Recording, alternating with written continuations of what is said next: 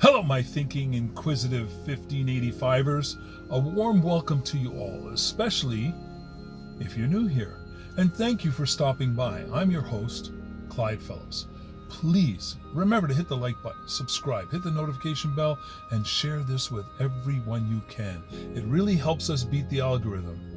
So let's dive in. This is about a White House Correspondents' Dinner gone wrong.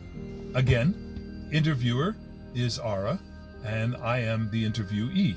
And here's how it went. Clyde, why do you think they chose a mentalist instead of a comedian this year? And I respond, because Trump is known for being very thin-skinned. He doesn't like being roasted, so I believe someone close to him pushed for a mentalist instead. Someone who wouldn't make fun of him, and could have served some other purposes as well. Then, she asked, during the performance, the mentalist behavior at the head table seemed unusual to many people. What did you notice? And I respond, he kept hesitating. He'd pull the paper back and then wait. It really looked like he was waiting for a cue, so the paper going in and out, and then he was waiting to reveal the note. The timing just felt unnatural, in my opinion. So she then goes on to, around the same moment, there's footage of a man running through a hallway toward the ballroom. What are your thoughts on that video? I said, well, he made it surprisingly far into a heavily secured building with very little resistance. The security response looked slow and disorganized. That part doesn't sit right with me. She then asked, what else stood out to you from the footage inside the ballroom? And being in security for as long as I have been, I said the Secret Service agents standing right behind Trump looked genuinely confused. They didn't seem to know what was going on or which way to react. That tells me most of them weren't read in on whatever was planned. I'd like to further add that the chaos in the room showed that they weren't read in. They were totally oblivious to what was happening. What about the images of the suspect after he was on the ground? And I responded with, that was one of the strangest parts. There was no visible blood, no obvious injury. He was just laying there comfortably. No medical attention was given, and he wasn't moved to any secure location. Someone was able to walk right up and take clear photos of him. He was left on the floor for way too long. And then later, officially, mainstream walked it back. They claimed that he wasn't shot at all. But that was the rumor at first, that he had been shot.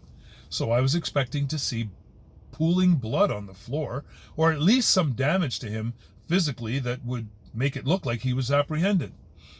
That makes the whole scene even more bizarre. Question was, after several days, authorities still hadn't released any clear motive or explanation for why this man did what he did. What does that tell you?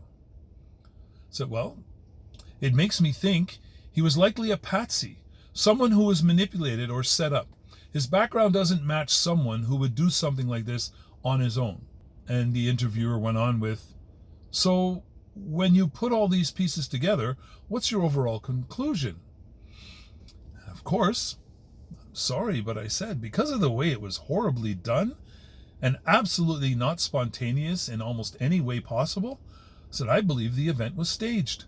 The more I look at the footage, the harder it is to see it as a genuine incident. So Ara further asked, if it was staged, what do you believe the real purpose was?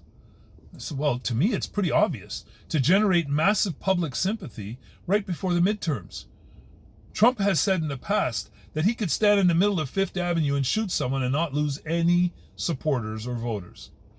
This seems to fit the same way of thinking. He thinks so lowly of the people who are following him and the people who believe him that he believes he can tell them anything, show them anything, and they will be steadfast in his corner.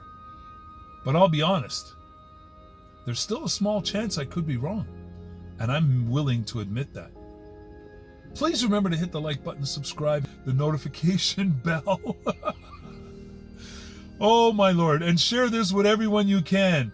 And remember, folks, we never give up and we never give in, but we keep an open mind because that's the only way we can gather knowledge, and knowledge is the only power we'll ever possess in this world, and we are not giving up our power. Stay safe, stay healthy, and above all, stay as happy as humanly possible. We'll see you in the next one. And again, this script is credited to the interview conversation between Ara and Clyde. See you on the next one.